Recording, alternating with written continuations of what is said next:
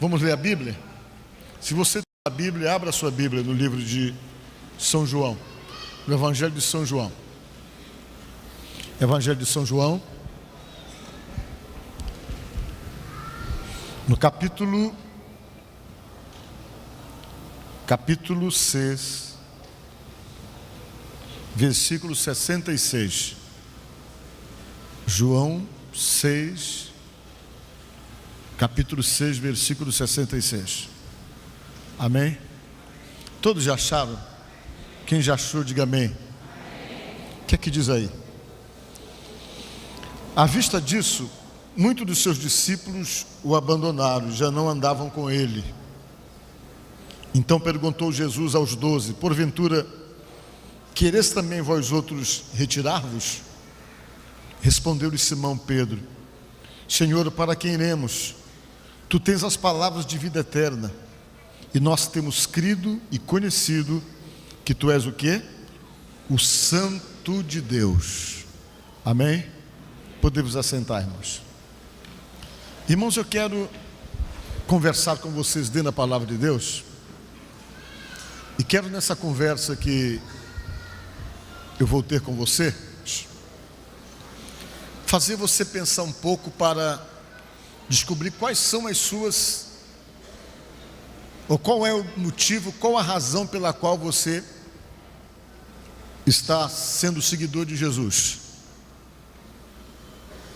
Por que você se intitula seguidor de Jesus? O que é que motiva você a ser seguidor de Jesus? Qual é a motivação que você está tendo para poder realmente se intitular seguidor de Jesus?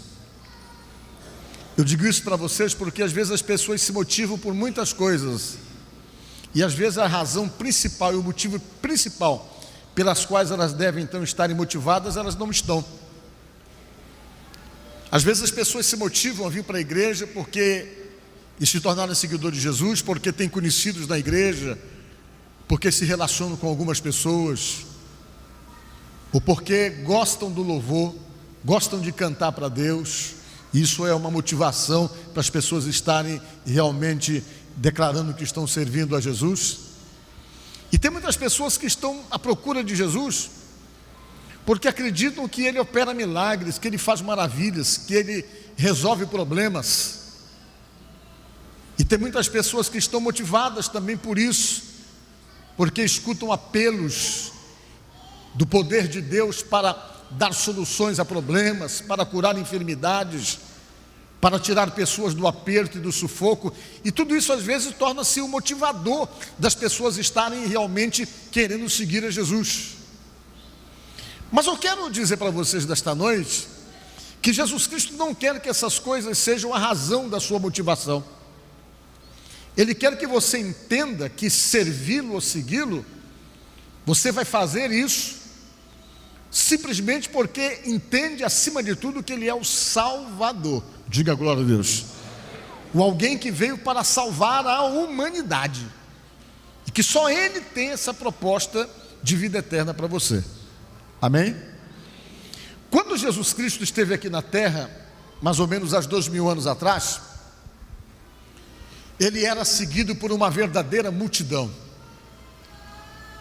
Onde Ele estivesse, lá estariam as multidões, lá estaria um número enorme de pessoas para realmente conversar com Ele e procurá-lo. E de formas então que Ele tornou-se uma celebridade numa época em que não havia mídia que nós temos hoje, como a televisão, que não havia internet. Todo mundo ouvia falar de Jesus, porque os seus feitos corriam de boca em boca, todo mundo conversava, todo mundo falava. Isso então fazia com que Ele regimentasse verdadeiras multidões por onde Ele passava. E quando Jesus Cristo reunia essas multidões, Ele sempre priorizava o ensinamento e sempre priorizava a palavra sobre o reino de Deus para aquelas pessoas.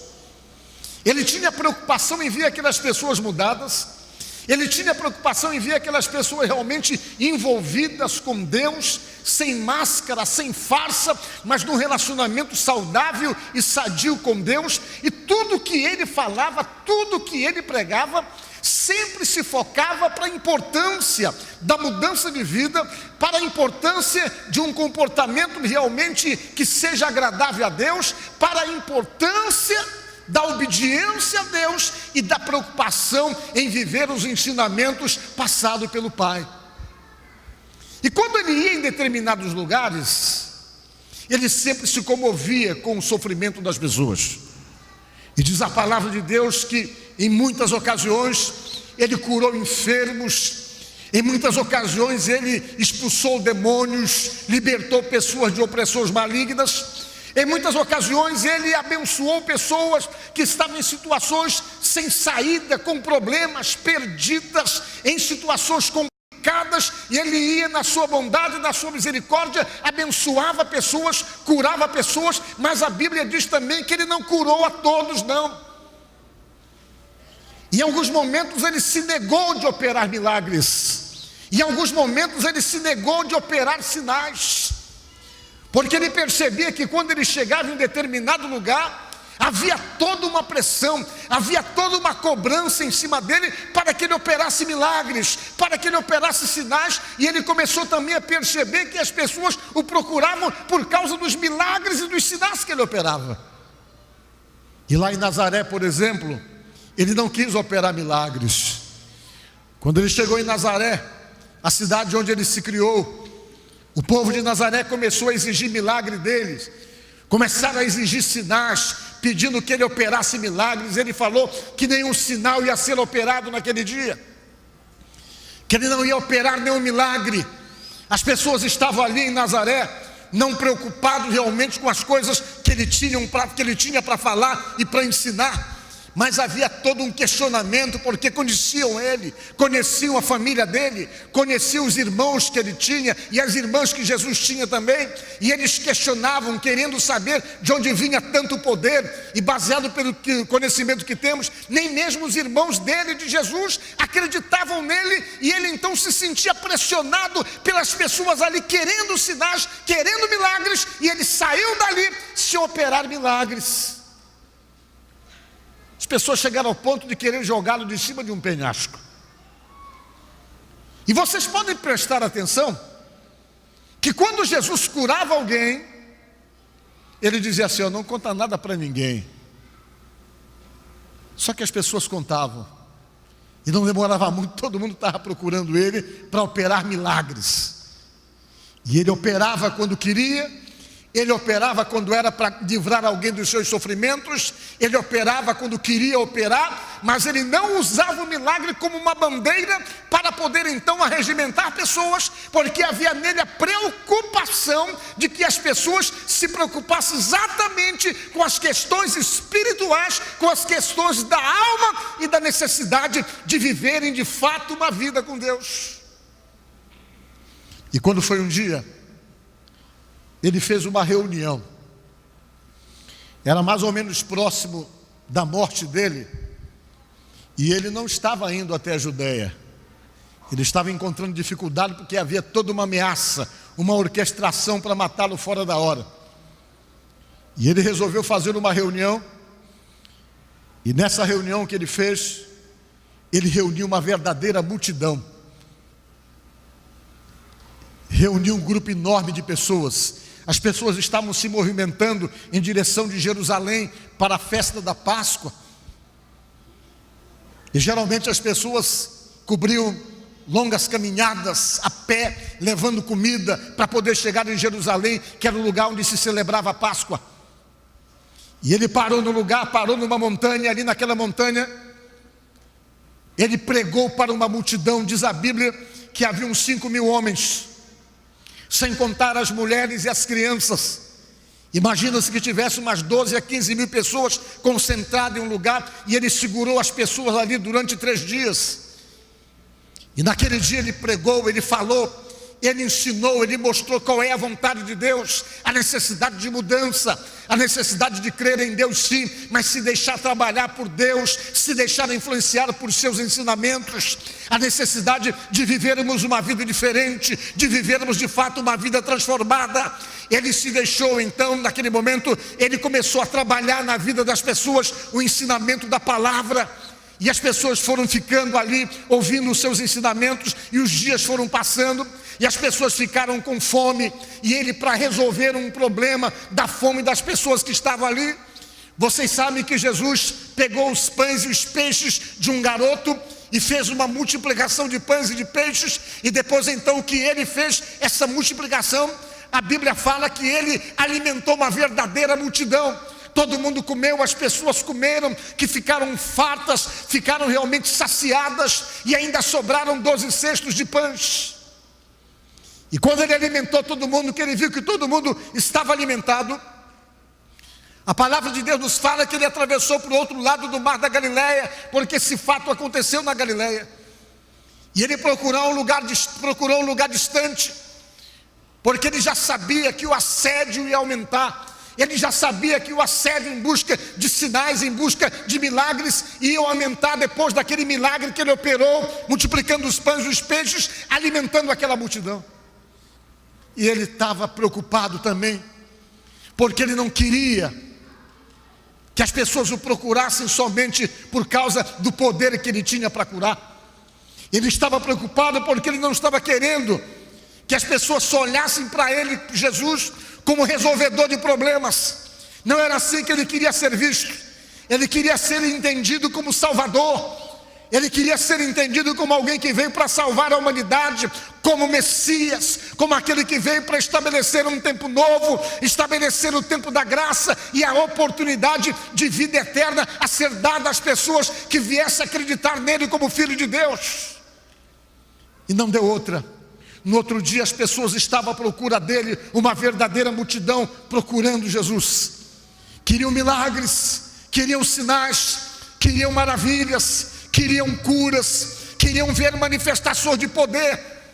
E depois então de muito procurarem, aquela multidão conseguiram então encontrá-lo numa margem do mar. E quando eles encontraram Jesus, Jesus Cristo não estava satisfeito. Estava ligeiramente chateado, porque ele sabia de tudo, ele conhecia o coração das pessoas. E as pessoas chegaram empolgadas: mestre, poxa, nós te procurávamos por todos os lugares, não te achávamos.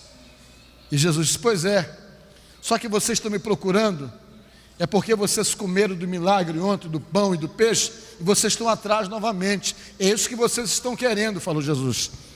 Vocês estão atrás de mim porque você quer sinais. O que motiva vocês a me procurarem são os milagres que eu operei ontem. Foi a multiplicação dos pães, foi a multiplicação dos peixes. Esse é o motivador do coração de vocês. Vocês estão motivados pelos sinais, vocês estão motivados porque querem receber das minhas mãos algum tipo de benefício.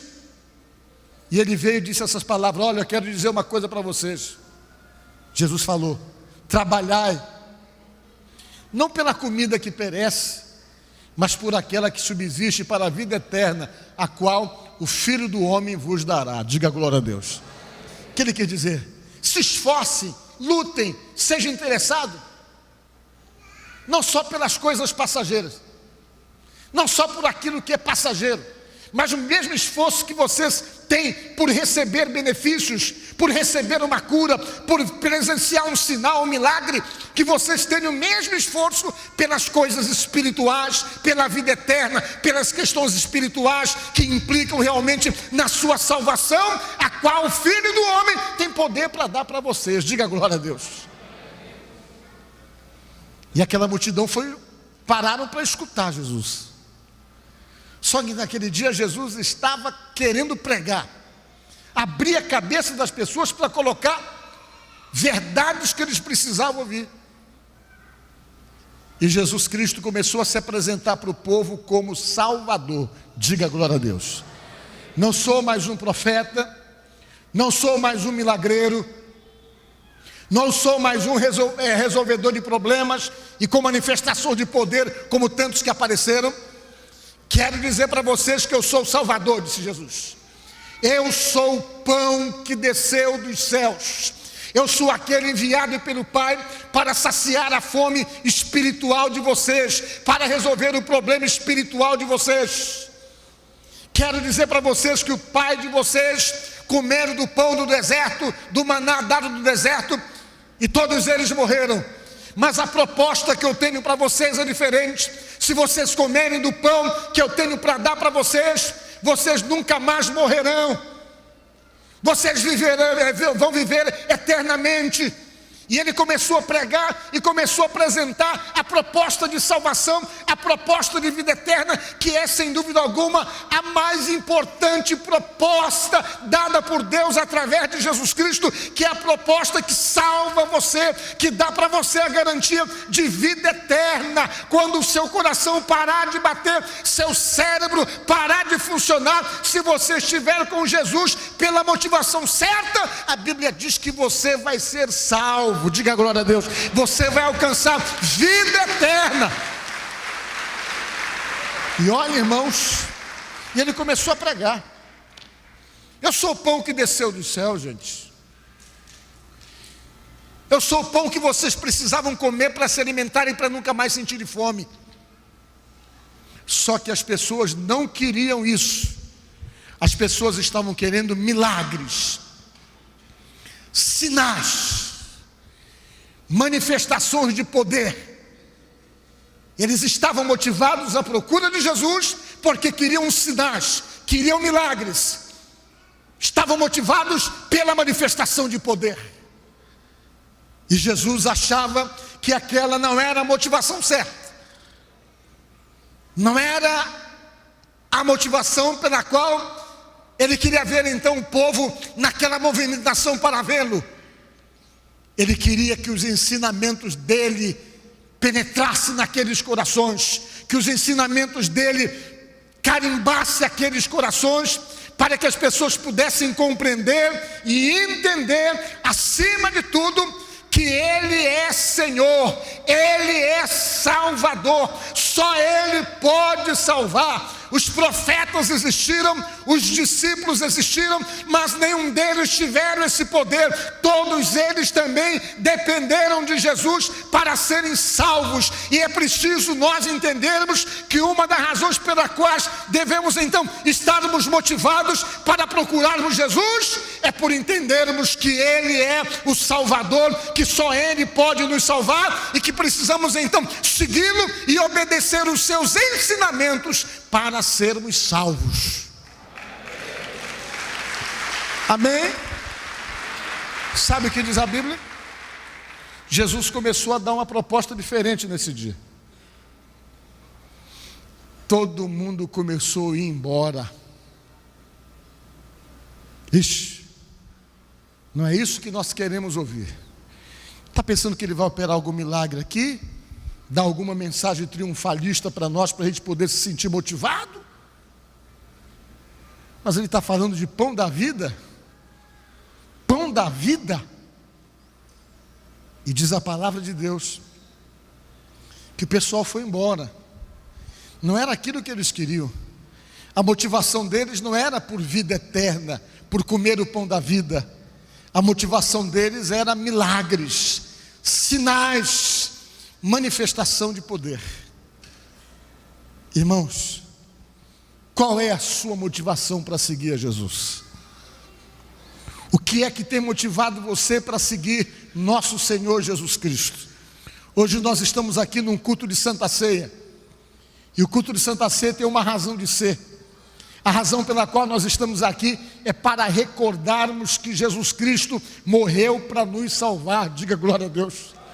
A razão pela qual nós estamos aqui nesta noite é para nos lembrarmos que Ele nos falou que um dia Ele vai voltar para nos levar com Ele. Essa é a proposta da Santa Ceia. Todo cristão participa da ceia por causa para lembrar dessas coisas, para que isso não saia do seu coração. Em uma época em que todo mundo fala que o mundo vai acabar agora 22 ou 28 de dezembro de 2012, segundo o calendário maia, que descobriram aí, fizeram a leitura, e os maias escreveram que o mundo vai acabar agora em 2012, no dia 28 de dezembro, se não me falta a memória. Nós pensamos diferente. Nós entendemos que tem muita coisa para se cumprir dentro da Bíblia, para Jesus poder voltar e buscar a sua igreja, porque para nós o mundo não acaba, para nós seremos arrebatados com o Senhor nas nuvens. Vocês estão entendendo? E isso foi o ensinamento de Jesus. O que é que tem motivado você a servir a Jesus?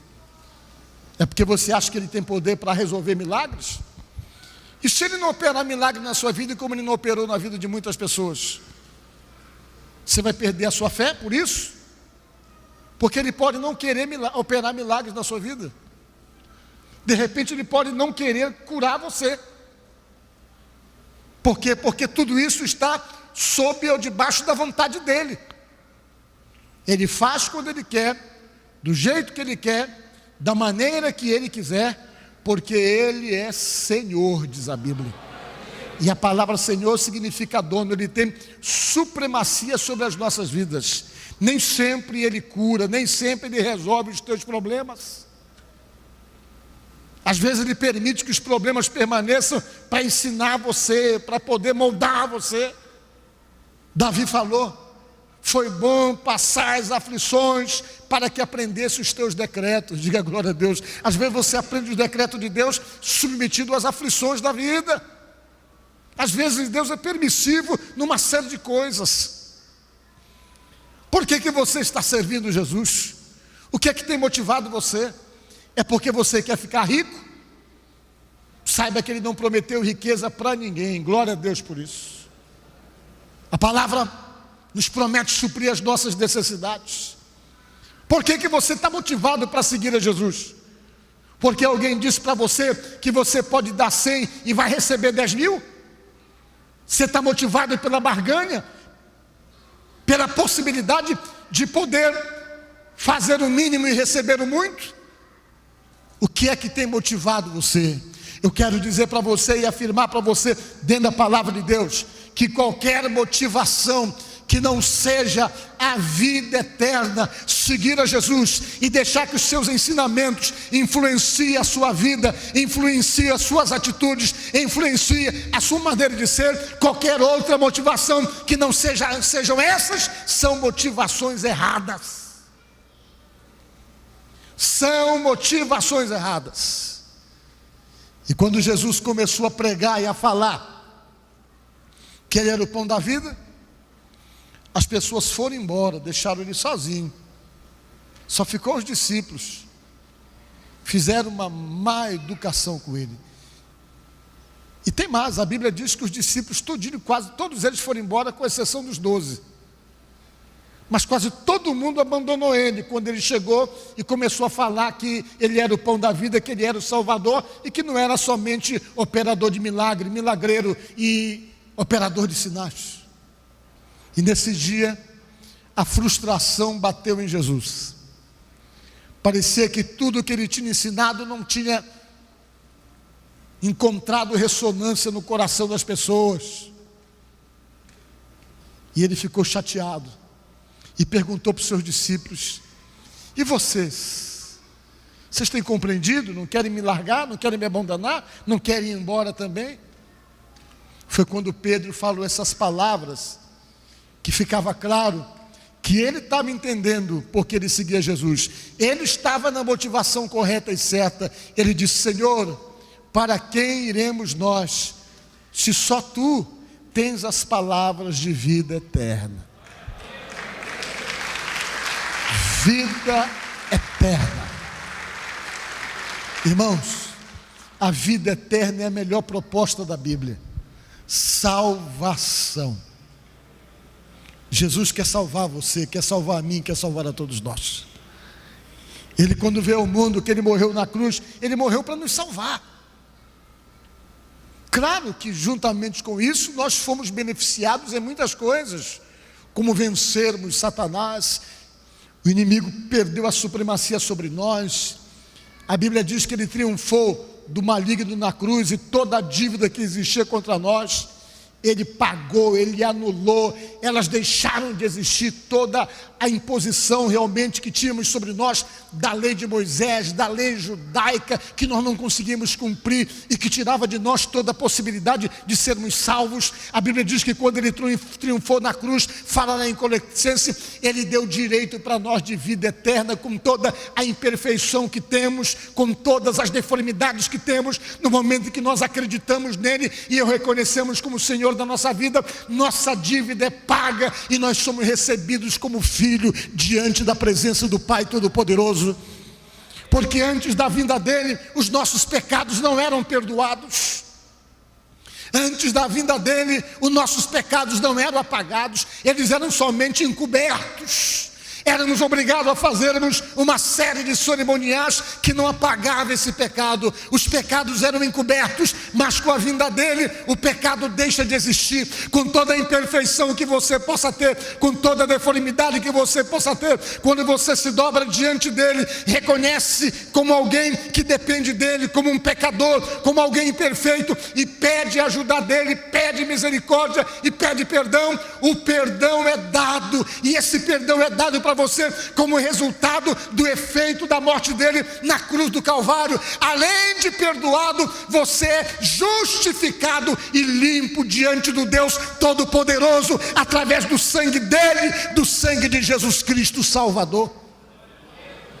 Ele é Senhor, Ele é Salvador das nossas vidas. E se de repente você não está motivado por isso, se de repente a tua única motivação de segui-lo é porque você entende que Ele resolve problemas, que Ele cura enfermidades, que Ele dá saída para problemas que você não pode resolver, não se foque nisso, porque tudo isso são coisas que Ele opera, são consequências em nossas vidas, são resultados de uma vida com Deus, os benefícios que nós recebemos, mas que no seu coração, na sua alma, esteja a motivação de estar com Ele e de servi-lo, porque Ele é Senhor, Ele é Salvador. Aconteça o que acontecer, passe o que se passar em sua vida, entenda que você tem um Senhor, tem um Salvador, e quando você se foca nisso, você vai perceber o resultado e a importância dessa decisão no dia em que você morrer. Então Jesus é o Salvador, e nesta noite nós estamos aqui para lembrarmos disso, lembrarmos que Ele morreu por nós, que foi um sacrifício duríssimo, mas lembrarmos também que Ele vai voltar. Ele vai voltar. Jesus Cristo vai voltar. Talvez a nossa geração ainda presencie o arrebatamento, não sei porque ninguém sabe. Se não for a nossa, vai ser a próxima. Mas os sinais, as profecias estão se cumprindo uma a uma. Tudo está acontecendo como foi falado, como foi profetizado. Não tem praticamente mais nada para acontecer para se confirmar isso. Mas Jesus ainda tinha uma preocupação, e Ele dizia: será que quando o Filho do Homem voltar na terra, Ele ainda vai encontrar fé? Ele fez uma pergunta um dia: será que Ele ainda vai encontrar fé quando voltar na terra? Que as pessoas estão perdendo a fé, estão motivadas por coisas erradas. Mas nesta noite, o que eu quero dizer para você: seja cristão. E cristão é aquele que segue a Jesus Cristo. Diga glória a Deus. E quando você está motivado pela razão certa, pode vir perseguição, pode vir crise, pode vir luta, pode realmente chegar o que chegar, mas você está convicto da sua fé, porque você sabe para onde é que você vai. Diga glória a Deus. Você sabe para onde você vai, e essa motivação é a motivação que Jesus quer que seja a tua motivação. Reconhecendo Ele como Salvador, e entendendo que Ele morreu para te salvar, e entendendo que um dia Ele vai voltar. As demais coisas que Ele faz, o que Ele pode fazer na tua vida, como te abençoar, te curar, te libertar, resolver os teus problemas. Quando Ele quiser fazer, Ele faz, porque Ele tem poder, tem autoridade para isso, e nós acreditamos nisso. Mas que isso não seja o teu motivador, que você possa entender que Ele é o Salvador, e que essas coisas todas são coisas que Ele acrescenta nas nossas vidas, quando nós estamos motivados pela razão certa. Diga glória a Deus. Foi Ele que disse: buscai, pois, em primeiro lugar o reino de Deus e a sua justiça, e as demais coisas vos serão acrescentadas. As demais coisas é tudo aquilo que você precisa, querido. Solução do seu problema, a cura e outras questões mais, são as coisas que Ele pode acrescentar em sua vida, porque Ele tem poder para isso. Portanto, pensa nisso e te firma cada dia, entendendo que você segue a Jesus Cristo, que você é seguidor de Jesus, e Ele vai abençoar e fortalecer a cada dia a sua vida. Amém? Que Deus te abençoe. Olha, eu agradeço a sua audiência, agradeço porque você realmente ficou conosco para acompanhar o nosso programa, mas eu aproveito também para convidar você para estar conosco na Igreja do Evangelho Quadrangular, que fica ali na rua Raimundo Corrêa, 355, no bairro do Monte Castelo. Nós temos cultos ali diariamente. Eu faço uma sugestão para você: nos visite na quarta-feira, ou na sexta-feira, ou no domingo. Quarta-feira eu estou lá às 7 da noite, no domingo também às 7 da noite, trazendo uma palavra para o seu coração. Tá certo? Se você quiser entrar em contato conosco, é só mandar um e-mail para prpauloguilherme@hotmail.com, ou entrar na página do Facebook. É só procurar no Facebook Paulo Guilherme, que você nos encontra lá, e nós vamos ser amigos. Tá bom? Vamos fazer uma oração por você. Senhor, nosso Deus e nosso Pai, eu oro por essa pessoa que nos acompanha agora através da televisão e peço que a Tua bênção venha sobre a vida desse nosso telespectador, dessa pessoa que nos acompanha, dessa pessoa que ora conosco. Deus, derrama da Tua bênção, repreende todos os problemas, todos os embaraços, todas as dificuldades, todas as opressões, toda a perturbação, todo o mal, seja repreendido dessa vida em nome de Jesus. Que o Senhor Deus venha abençoar esse lar, venha abençoar essa casa, venha abençoar essa família e venha repreender toda e qualquer briga, contenda, desunião, miséria, doença e tudo aquilo que porventura esteja atingindo esse lar, essa casa, essa família, que esses males sejam repreendidos em nome de Jesus. E que essa família, essa pessoa que nos ouve agora, que nos acompanha, sejam todos abençoados, envolvidos pelo poder de Deus, no nome de nosso Senhor Jesus Cristo, assim seja. Amém e amém. Pois é, fica com Deus e semana que vem nós voltamos. Eu te agradeço, Deus, por se lembrar de mim e pelo teu favor, o que me faz crescer. Eu vivo pela fé e não vacilo. Eu não paro, não desisto. Eu sou de Deus, eu sou de Cristo. Você mudou a minha história e fez o que ninguém podia imaginar. Você acreditou e isso é tudo. Só vivo pra você. Não sou do mundo,